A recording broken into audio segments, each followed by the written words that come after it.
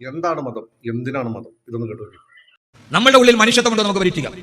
നിങ്ങൾ ഹൈവേയിൽ പോയി, കരുനാഗപ്പള്ളിയിൽ പോയി, ആ സിഗ്നൽ ലൈറ്റിന്റെ താഴെ ശീതീകരിച്ച കാറിൽ നിങ്ങൾ കുടുംബസമേതം ഇരിക്കുമ്പോൾ നമ്മുടെ കാറിന്റെ പൊരിയുന്ന വെയിലത്ത് നമ്മുടെ കാറിന്റെ ഡോറിൽ വന്ന് ഗ്ലാസിൽ തട്ടുന്ന ഒരു തമിഴ്നാട്ടിലെ കലകരത്ത നാടോടി പയ്യൻ മുലകുടി മാറാത്ത കുഞ്ഞിനെയും കയ്യിൽ വെച്ച് നമ്മുടെ ഗ്ലാസിന്റെ ചില്ലിൽ തട്ടി ഒരു നേരത്തെ ഭക്ഷണത്തിന് തന്നോട് തന്റെ കുഞ്ഞിന്റെ പാലിന് ഭക്ഷണത്തിന് കൈ നീട്ടുന്ന ഒരു പാവപ്പെട്ട അമ്മ, അവൾ ആരുമാകട്ടെ, ആ അമ്മയുടെ ചിത്രം അന്ന് രാത്രി കിടക്കാൻ നേരത്തെ നമ്മുടെ ഹൃദയത്തിൽ തങ്ങി നിൽക്കുന്നുവെങ്കിൽ, ആ അമ്മയെ കുറിച്ചുള്ള ഓർമ്മ ഒരമ്മയായ നിങ്ങളുടെ ഹൃദയത്തെ നൊമ്പരപ്പെടുത്തുന്നുവെങ്കിൽ, ആ അമ്മയുടെ ദൈന്യത മുഖം അന്ന് രാത്രി നിങ്ങൾ ഉറങ്ങാൻ സമ്മതിക്കാതെ നിങ്ങളുടെ ഹൃദയത്തിന്റെ ഉള്ളിൽ എവിടെയോ ഒരു അലോസരപ്പെടുത്തുന്നുവെങ്കിൽ തീർച്ചയായും ഒരു ഉത്തരം വന്ന് കിട്ടും. ഞാനൊരു മനുഷ്യനാണ്, അവൻ തമിഴ്നാടുകാരനല്ലേ, അവൻ കറുത്തവനല്ലേ, മറ്റവനല്ലേ എന്ന മേൽവിലാസങ്ങളുടെ മേൽ മനുഷ്യനെ നിർവചിക്കുന്ന ഒരു കാലത്താണ് നമ്മൾ ജീവിക്കുന്നതെങ്കിൽ നമ്മൾ മനുഷ്യരല്ല.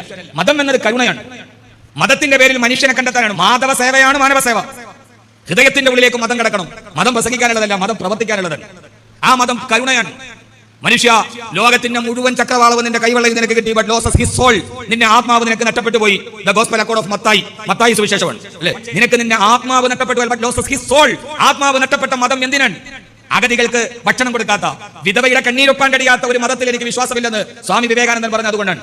ഈ മതത്തിന് അഗതികൾക്ക് അപ്പം കൊടുക്കാൻ കഴിയുന്നില്ലെങ്കിൽ, പാവപ്പെട്ട വിധവയുടെ കണ്ണിൽ നിന്ന് വരുന്ന കണ്ണുനീര് തുടച്ചു മാറ്റാൻ നിന്റെ മതബോധത്തിന് കഴിയുന്നില്ലെങ്കിൽ, ഏത് ഈശ്വരനെയാണ് നീ വിശ്വസിക്കുന്നത്?